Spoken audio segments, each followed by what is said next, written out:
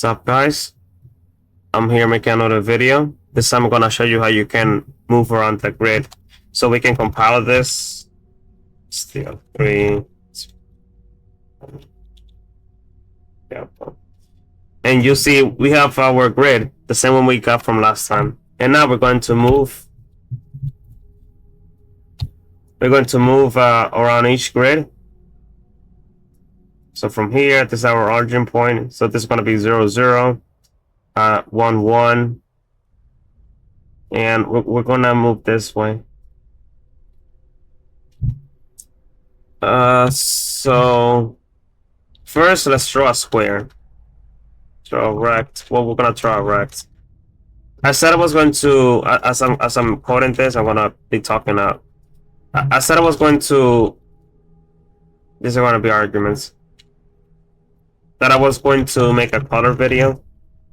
Turns out, I think if I make the moving square and then if I color the square, it'll make, I think it'll be more simpler to digest.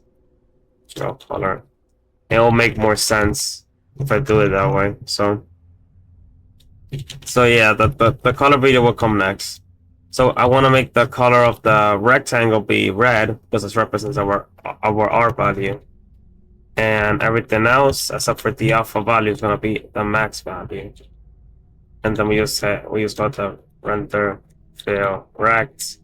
It's the render plus our rect, and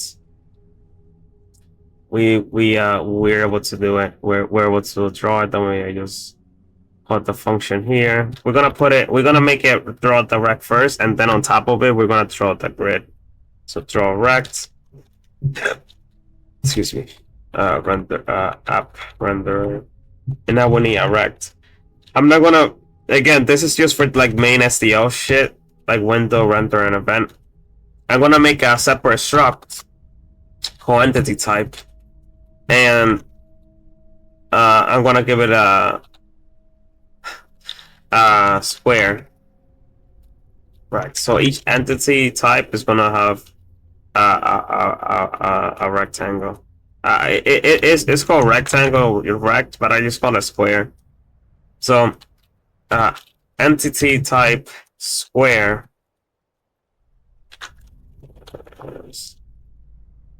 and now we're going to give it a we're going to modify the rect value. Our x is going to be something like, I don't know, like 10. Our y is going to be something like 12. And now we want to make our width and height to be the same value. You can do something like this, which is just it's gonna read square size, and square size height is gonna be square size, and then width is gonna be the size of square height, which is the size of square size. You can have something like this. And the reason why is because we obviously want our square to fit each grid, so we need to make it the size of each grid, each square on the grid. And so in here we can pass our square rect. I remember units plus the ampersand. Since the I could do references, but since my parameter here, my render is a pointer. And I wanted I wanted to be more readable, so you know what's going on. Instead of passing a reference, I just want to make it also be a pointer, and that way when you see this, you can already see, oh, he's actually trying to oh, the function is pointing to the memory address of square.rect. So now we run it. You can see that our square is there. Hold on. Why is it not snapping to the grid? It's supposed to be going over here to then 10. So like somewhere around here. Well, the reason why is because we're not accounting to our square size. So to fix that, we need to multiply our value. We need to multiply where we want to go by the square size. So 10 by the square size. So we want to go on the columns on the grid's X position 10. so we need to go there by how much based on how big the each square size is of that grid. And so if we do that, you can see it perfectly fits, if it makes sense. So let's look at a shorter number. 4 and 2. So if we do that, you can see it goes 1, so 0, 1, 2, 3, 4, 0, 1, 2. Perfect. But I recommend doing it another way. I recommend if you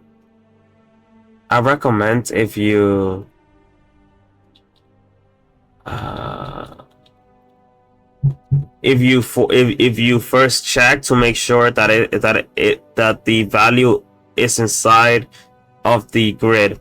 And one way we can do that is by subtracting the width or the height, depending if you want the column or the row, by the square size of each square of the grid.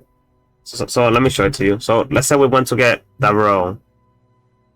We want to make sure where our X position is within the row. Well, I mean our Y position is within the row.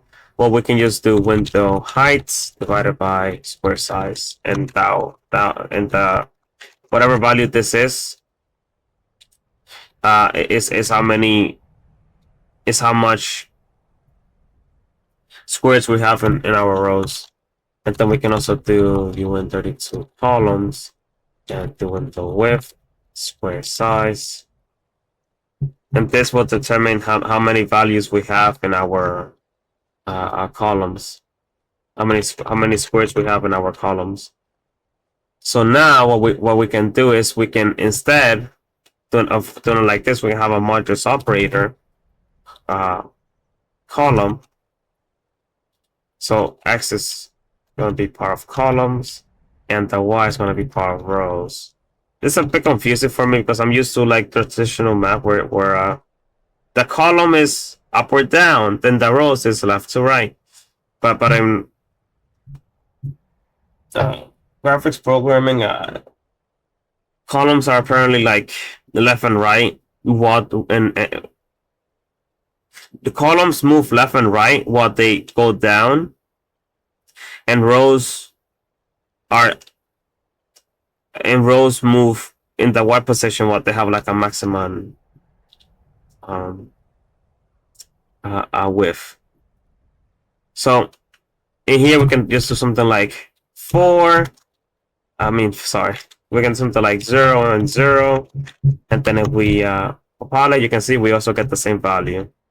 And you're probably wondering, how does this work? I'm going to print out the values of the values. That way we can get a better look at what the fuck is happening. So column, so we get our square rects. So it's gonna be a row, it's gonna be column. This is a U because I'm signing 32-bit integers. And then we're gonna get the value of our where we are on the grid, which is gonna be F, and then new line here as well. So then we do square direct X, and square direct Y. And then if I run this now, you can see our row is 20, which is true. We got 20 rows. 1, 2, 3, 4, 5, 6, 7, 8, 9, 10, 11, 20. Well, 0, 1, 2, 3, 4, blah, blah, blah, blah, blah, 20. And in here, 0, blah, blah, blah, blah, 27. So that's true. And in here, we have our position be 0, 0. So what happens if I put 1, as our x. Well, now we have 24, 24, and then this one 0, 0, because our lines are adjusted to move with based on the square size to mimic to basically make it be make the grid be make the squares of the grid be a certain size that matches the square size. We need to move our rect by the square size. I think I already explained it before. So what column does, what modulus column does, or modulus row does, is it makes whatever number this is, essentially be between column. So you're probably familiar with this whenever you want to make a random number stay within a certain a random number stay within a certain number, like make sure it's not greater than like 27 or something like that. This is what basically this does. So modulus works by modulus. What modulus does is it gets the remainder of a division, and I'm gonna have the calculator. I'm gonna go over this quickly. So if column is 27, and we're dividing it by 1. Sorry, if we're dividing 1 by 27, you can see that 1 is not able to go to 27, so it's gonna be 0, because 1 cannot go to 27, and thus because of that our remainder is gonna be 1. So this is just gonna be 1. It's the same with 3. 3 cannot go into 27, so we're gonna get 0 as the whole number, and our remainder is gonna be 3. We do this 3, and then we do it 1. You can see the same shit happening here. 3 cannot go into 27, so we get a remainder of 3. So therefore, it's 3 times square size, which is gonna be a 72. Whatever makes more sense if I align these two, but whatever. So 0, 1, 2, 3, and 0 and 1, which is how we get that. But let's say if the number is bigger, and this is a problem, and this is a problem that this is why I put the modulus there. Let's say we have 28 modulus column. So if it's bigger, well, now we have it as 24. What the fuck? How is that? If we have on 26, if it's smaller, oops, sorry. You can see we're on the last row, and then we have on the as the same number. You can see we're now back at the start. It's now 0. The reason being is because of how modulus work. If we have 26 divided by 27, you can see that 26 cannot go into 27. Therefore, the whole number is 0, and the remainder is going to be 26. But 27 can't go into 27 by 1 time, so the whole number is going to be 1, and the remainder is going to be 0. And what we want, and what modulus gives us, is the remainder. Therefore, we're going to get 0, which is why we got 0 right here. And if we do 28 divided by 27, 28 can go into 27 1 time, but the remainder is going to be 1.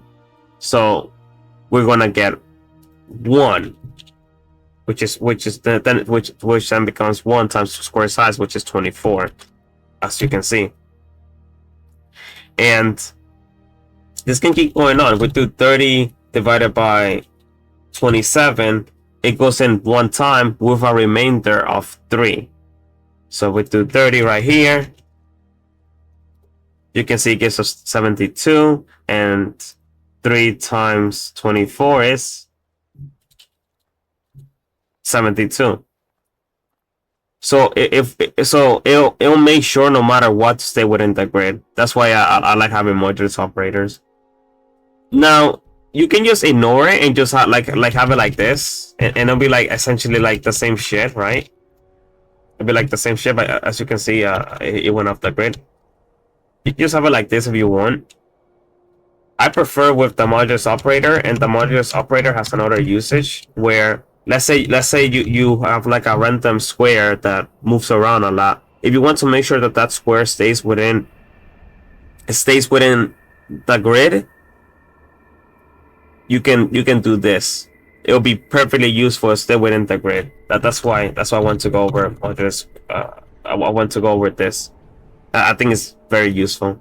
Once you do this though, that's pretty much it. You have your you now know how to move your grid. So if you want to move it with keys, I can have it here, do an else if, and then do like an up events. The key is SDL. Let's move down. So SDL down. We're gonna move down with the arrow key. We're gonna take in that square rect, and we're gonna take in the Y position, and to move down, remember we gotta increment. And let's say you think this is how you increment, right? Well, again, we're moving by the square position. We move by 1, or we're just gonna have issues like this. It's gonna look like an elevator. You want to move by the square size. That way, we're moving by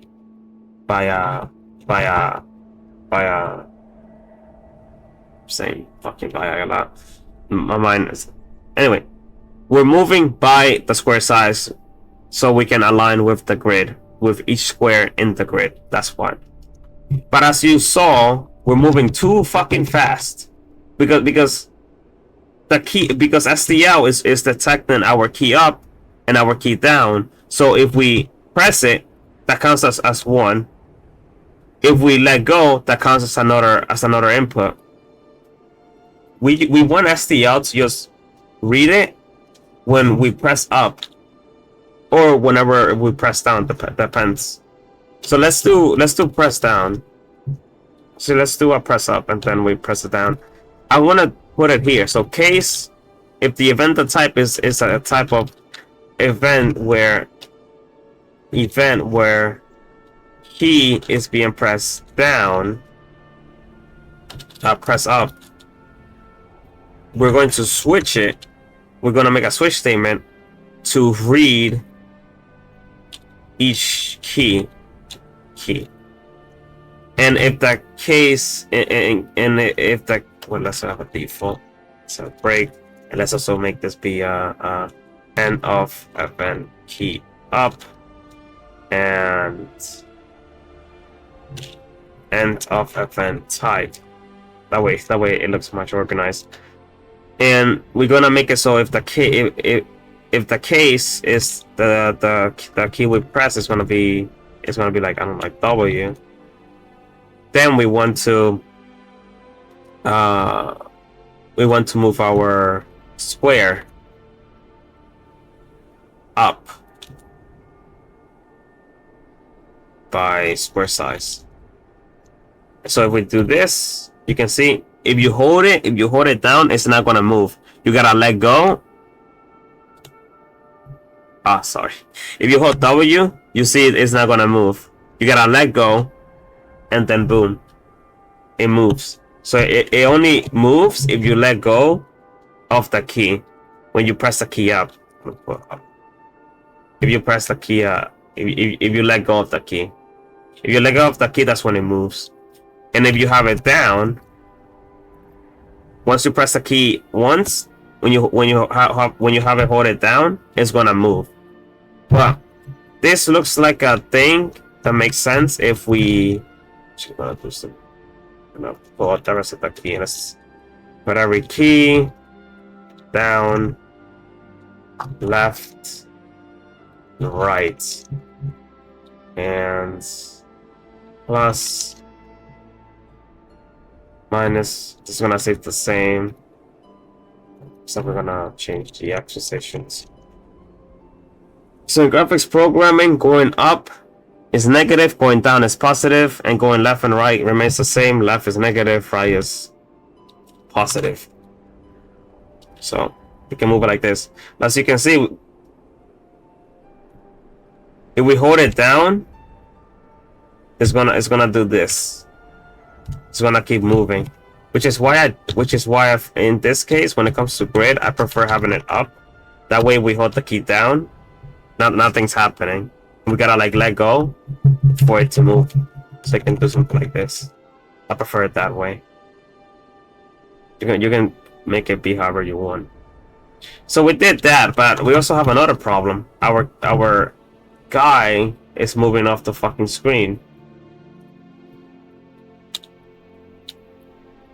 So I'm gonna show you how to do with key up and key down, and I'm gonna, as a challenge, I'm gonna let you figure out how to do with left and right. So for the key up, what we can do is we can have a if statement where if the square rect, that y is greater than the origin point, which is 0, then we can move our key.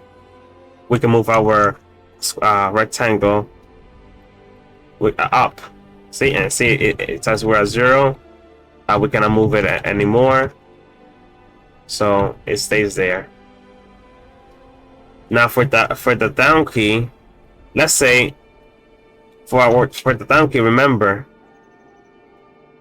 the window being down it's not gonna be 0. It's gonna be greater than the origin point. So if the y position is less than the window height, that's when we want to move. That's when we want to move it down. So as you can see, move it down. An issue happened here. Our key is able to go off the screen, but as you can see, it stops at the bottom, all the way at the bottom. That's because we need to apply an offset of the square size.